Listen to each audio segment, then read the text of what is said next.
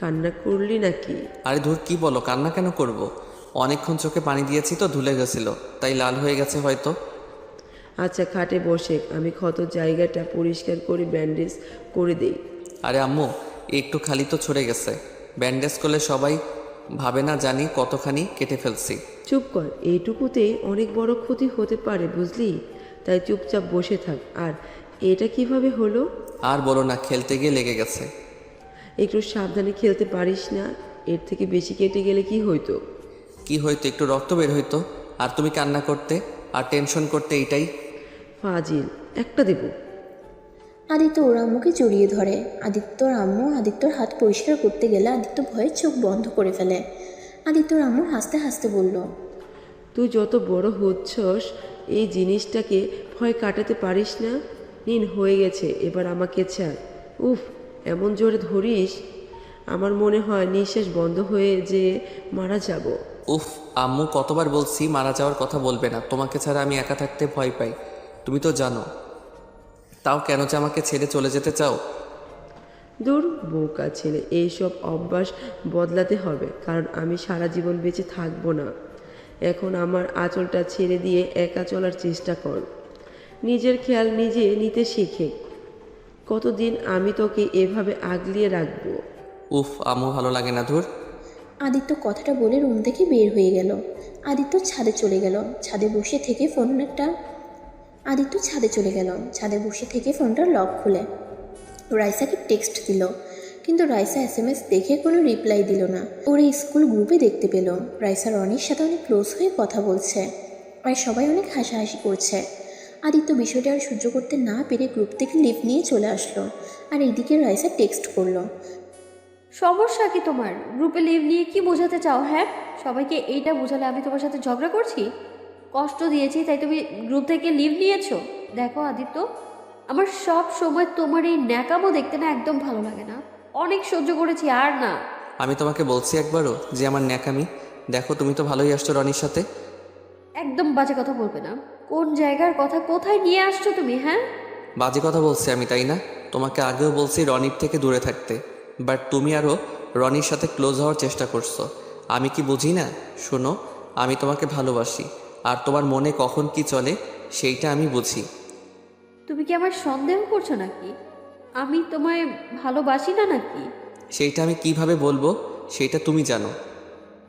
আদিত্য দেখো, আমার এখন এইসব ফালতু কথা বলার একদম সময় নেই। বাই। আদিত্য আর কিছু বলল না। আদিত্যর অনেক কষ্ট লাগতে লাগলো। আদিত্য অফলাইনে এসেছে ফোনটা এক সাইডে রেখে চোখ বন্ধ করে নীরবে চোখের পানি ফেলতে লাগলো। অনেকক্ষণ কান্না করতে লাগলো।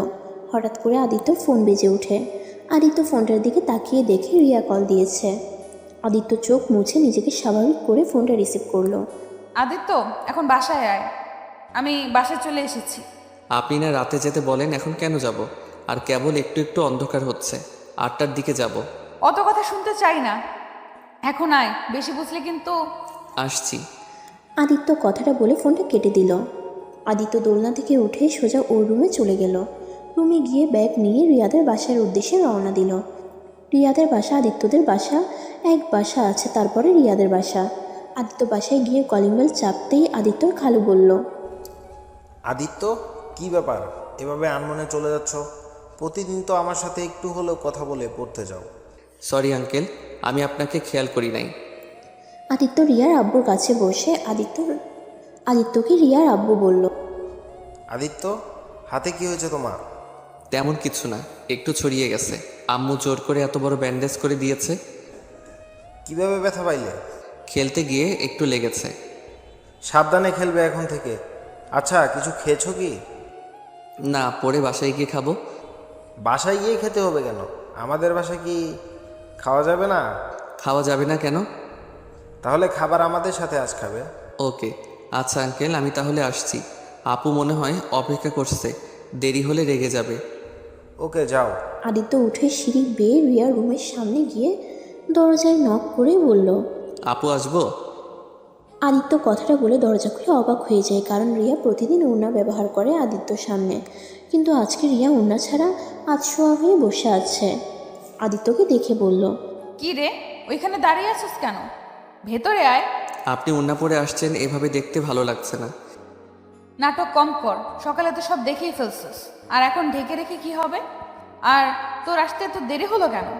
আদিত্য আর কিছু না বলে টেবিলের সামনে গিয়ে চেয়ার টেনে বসতে বসতে বলল, নিচে আঙ্কেলের সাথে কথা বলছিলাম। খাটের এইখানে আয়। এই ওয়েট, তোর হাতে ব্যান্ডেজ কেন? রিয়া উঠে এসে আদিত্যর হাত ধরে দেখতে লাগলো আর বলল, কি হলো বলছিস না কেন? কতখানি কেটে ফেলছিস? এটা কিভাবে হলো বল? এত উত্তেজিত হয়ে যাচ্ছেন কেন? তেমন কিছুই হয় নাই, একটু খালি ছড়িয়ে গেছে। কিভাবে ছড়ে গেল? খেলতে গিয়ে। রিয়া আদিত্যর ব্যান্ডেজের উপরে কিস করলো। আদিত্য অবাক হয়ে ভ্রু কুঁচকে বলল, এইটা কি হলো? আমার ভালোবাসার স্পর্শ এঁকে দিলাম, যাতে একটু হলেও তোর ভালো লাগে। দেখেন, এসব ন্যাকামি আমার ভালো লাগছে না। পড়তে এসেছে, পড়ার, না হলে আমি চলে যাব। পড়াবো, আগে একটু তোকে আদর করে নেই। ভালো লাগছে না বললাম তো। পড়ানো শেষ করে আমাকে ছুটি দেন প্লিজ। এই ওয়েট, তোর গালে কেমন যেন বেশি লাল লাল হয়ে যাচ্ছে। দেখি এইদিকে মুখ দেখাতো।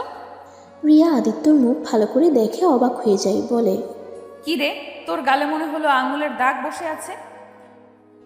খালু তোকে মারছে নাকি? কই না তো। তাহলে তোর গালে এভাবে লাল হয়ে গেছে, আর মনে হচ্ছে কেউ তোকে থাপ্পড় মেরেছে। সত্যি করে বলতো কাহিনী কি? তোর হাতে ছড়ে গেছে, আবার গালে হাতের আঙুলের ছাপ দেখা যায়। উফ, কিছু হয় নাই বললাম তো। হুদাই সন্দেহ করবেন না তো। পড়ান তো, এত গোয়েন্দাগিরি করবেন না তো। ওকে পড়াচ্ছি, এত রেগে যাচ্ছিস কেন? আদিত্য আর কিছু বলল না। ওই অঙ্ক বই বের করে অঙ্ক করতে লাগলো, আর রিয়া ওর দিকে তাকিয়ে আছে। আদিত্য অঙ্ক শেষ করে রিয়াকে দিলে রিয়া দেখে বলল, অঙ্ক ঠিক আসছে। রিয়া আদিত্যকে আরেকটা অধ্যায় অঙ্ক করিয়ে বুঝিয়ে দিতে লাগলো। আদিত্য বুঝতে না পারলে আরেকবার বোঝাতে লাগলো। আদিত্য অঙ্ক বুঝে পরে অঙ্কটা করতে লাগলো, আর রিয়া এক নজরে আদিত্যর দিকে তাকিয়ে থেকে বলল, আচ্ছা আদিত্য, একটা কথা বলতো। বলেন। তুই এত কিউট কেন? তোকে দেখলে সব সময় এত আদর করতে ইচ্ছে করে কেন? খালি মনে হয় চকলেট ভেবে তোকে খেয়ে ফেলি। আপনি মনে হয় রাক্ষসী, না হলে মানুষকে খেতে চাইতেন না। আদিত্যর কথা শুনে রিয়া রেগে গেল। রিয়া আদিত্যকে মারতে যাবে, সাথে সাথে আদিত্য চেয়ার থেকে উঠে পড়ল। রিয়া টান দিয়ে ওর কাছে নিয়ে এসেছে। আদিত্যর ঠোঁটের সাথে নিজের ঠোঁট লাগিয়ে দেয়।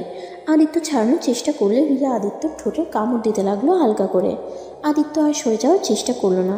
3 মিনিট পর আদিত্যকে ছেড়ে দিল। আদিত্য জোরে জোরে নিঃশ্বাস নিতে নিতে বলল, উফ, আপনি দেখেন, একদিন আমাকে মেরে ফেলবেন। এইভাবে কেউ ধরে রাখে? আর একটু হলে আমার জীবনটাই চলে যেত। চুপ, অঙ্ক কর।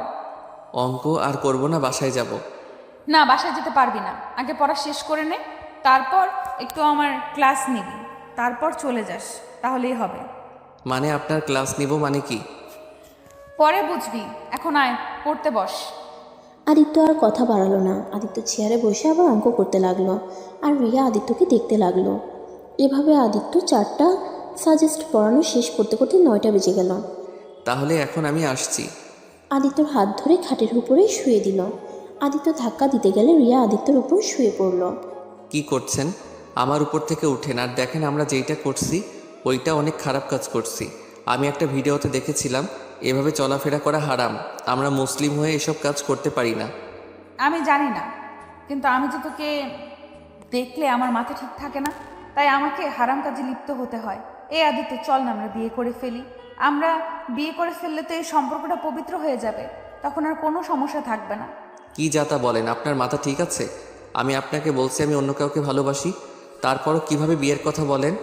উফ, এক কথা বারবার বলবি না। আমি তোকে ভালোবাসি, মানে তুই শুধু আমার, তুই আর কারণ না, আর আমি তোকে কারো হতে দিবও না। আচ্ছা একটা কথা বলেন তো, আপনি পড়েন ভার্সিটিতে আর আমি পড়ি স্কুলে। আমার সাথে আপনার যাই বলেন তো, ভার্সিটিতে এত ছেলে থাকতে আপনি আমাকে কেন ভালোবাসতে গেলেন? তাও আবার আপনার থেকে 3 বছরের ছোট। আমি তোকে ভালোবাসি কেন, এটা আমি নিজেও জানি না। আমার তোর প্রতি এমন এক ফিলিংস কেন আসলো, সেটা আমিও বুঝতে পারি না। আমি তোর সাথে সব সময় চিল্লাপাল্লা করতাম, তোর কোনো কিছুই আমার সহ্য হইতো না। আর সেখানে আমি কিভাবে ভালোবেসে ফেলছি আমি নিজেও জানি না রে। এখন শুধু আমি একটা জিনিস জানি, আমি তোকে ছাড়া অন্য কাউকে বিয়ে করতে পারবো না। আমার মৃত্যুর আগ পর্যন্ত আমার তোকেই পাশে চাই। এই হাতগুলো আমার হাতের ভেতরে শক্ত করে জড়িয়ে ধরে বলতে চাই, তোমাকে আমি ভালোবাসি, অনেক ভালোবাসি। আমার এই হাত ছেড়ে চলে যেও না। রিয়া কথাটা বলে আদিত্যর উপর থেকে উঠে পড়ল। আদিত্য খাট থেকে উঠে বলল, আমি আপনাকে ভালোবাসতে পারবো না, কারণ আপনাকে আমি সারা জীবন বড় অক্ষর চোখে দেখেছি। আপনাকে ছোটবেলা থেকে অনেক ভয় পেয়ে বড় হয়েছি। আপনি সব সময় আমাকে অপছন্দ করতেন।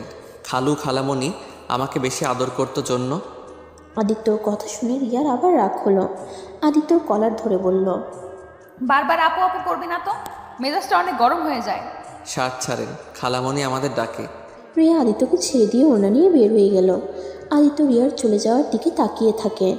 আদিত্য রিয়ার খাটের উপর থেকে উঠে মনে মনে ভাবতে লাগলো, যাকে ভালোবাসি না সে আমার জন্য পাগল, আর যাকে ভালোবাসি সেই আমাকে অবহেলা করার জন্য পাগল। হায় রে দুনিয়া রে, কার ভালোবাসা সত্যি কার ভালোবাসা নকল বোঝা অনেক কঠিন। সব মানুষ কেমন বহুরূপী, কার কোন চরিত্র নিজেরাও জানে না। আদিত্য কথাগুলো ভাবতে ভাবতে ব্যাগ নিয়ে চলে গেল। নিচে গিয়ে সবার সাথে বসে খাবার খেতে লাগলো। খাওয়া শেষ করে সবার থেকে বিদায় নিয়ে ওর বাসায় চলে গেল। বাসায় গিয়ে ওরা আম্মুর সাথে কিছুক্ষণ কথা বলে রুমে গিয়ে ঘুমিয়ে পড়ল।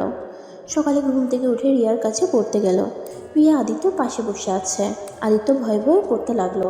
কখন না কখন রিয়া ওকে কিস করে বসে। যেই ভাবার সাথে সাথে রিয়া আদিত্যকে কিস করে বলল, রাতে অনেক ভেবে দেখলাম, তোমাকে আর তুই বলা যাবে না। বলতে গেলে আমি তোমার অর্ধেক বউ হয়ে গেছি, আর তুমি আমার স্বামী। সেখানে স্বামীকে স্বামীই বলা উচিত। বিয়ে ছাড়া স্বামী হয় কিভাবে? মন থেকে তোমাকে আমি স্বামী হিসেবে মেনে নিয়েছি, তাই বিয়ের আগে স্বামী হয়ে গেছো। ইস, আমার জামাইটা কত সুইট। ফালতু কথা। আচ্ছা, আমার সময় হয়ে যাচ্ছে। আর একটু পরে নাও যান। আদিত্য কিছু বলল না। আদিত্য আরও কিছুক্ষণ পরে রিয়ার থেকে বিদায় নিয়ে বের হয়ে গেল। বাসায় গিয়ে গোসল করে ড্রেস পরে ব্যাগ নিয়ে সাইকেল করে বের হয়ে গেল। আদিত্যর আম্মু ডাকলে আদিত্য শুনল না। আদিত্য স্কুলে গিয়ে দেখে রিয়া রনির সাথে বসে আছে। আদিত্যর মনটা খারাপ হয়ে গেল। আদিত্যকে দেখে রাইসা না দেখার ভান করে রনির সাথে কথা বলতে লাগলো। আদিত্য ওদের পিছনে সিটে বসলে রাইসা বলল, আরে আদিত্য, কখন আসলে? কেবল। ওহ আচ্ছা। আদিত্য রাইসাকে কিছু বলতে যাবে তখনই স্যার ক্লাসে চলে আসে। আদিত্য ক্লাস করতে লাগলো। আদিত্য সিটের নিচ থেকে দেখতে লাগলো রাইসা বারবার রনির হাতের সাথে হাত রাখার চেষ্টা করছে। আদিত্য হাত মুঠো করে ফেলল। আদিত্য কিছু না বলে পুরো ক্লাস করতে লাগলো। ক্লাস শেষ হলে আদিত্য বলল, রাইসা তুমি আমার পাশে এসে বসো। কেন? এখানে বসেছি, সমস্যা কোথায়? আর আমি পেছনে বসতে পারবো না?